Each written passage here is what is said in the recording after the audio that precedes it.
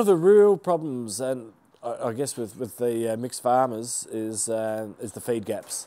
And farmers have identified there are 3 main feed gaps during their season.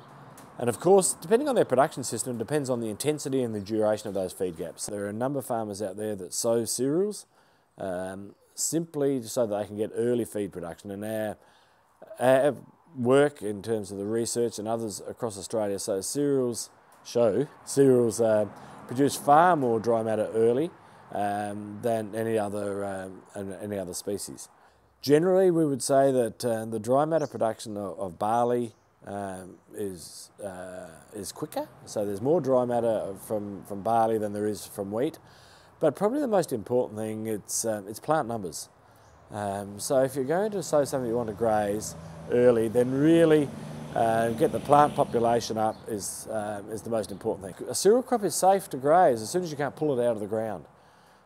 So that can be on a heavy soil, sown slightly deeper. That can be probably at the 2-leaf stage. It doesn't really matter how many DSEs we've got there, because all we want to do is shift the sheep from one paddock to another, so allow them to have something to eat while the dedicated pastures actually establish. And of course it can also be used for controlling the excess growth that we can get when we sow early. We might sow a wheat crop and know that if there's plenty of nitrogen and plenty of water, it's going to grow too much.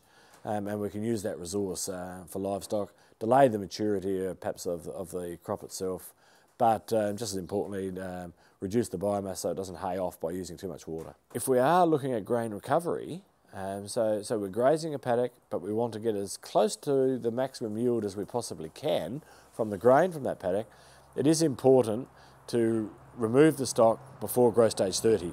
At growth stage 30, the growing point of the plant moves from being at ground level or below ground level to above ground level, so that the head is actually presented above the ground. If the stock graze right down, and they can actually remove the head of that main tiller. Growth stage 30 is not so easy to determine when we're grazing the paddock, because the stock because they're grazing, they're delaying maturity.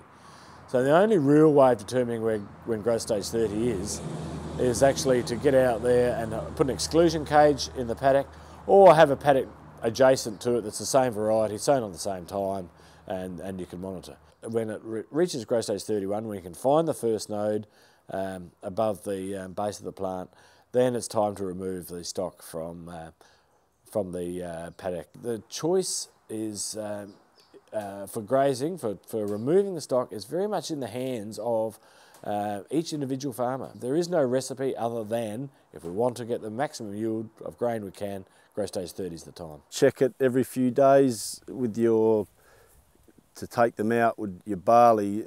If they can bear it right out, and as long as it's a certain growth stage, like a growth stage 30, you would take them out, and as long as it's not after that, doesn't seem to be an issue. It seems to grow back as if they haven't been there, so it works well.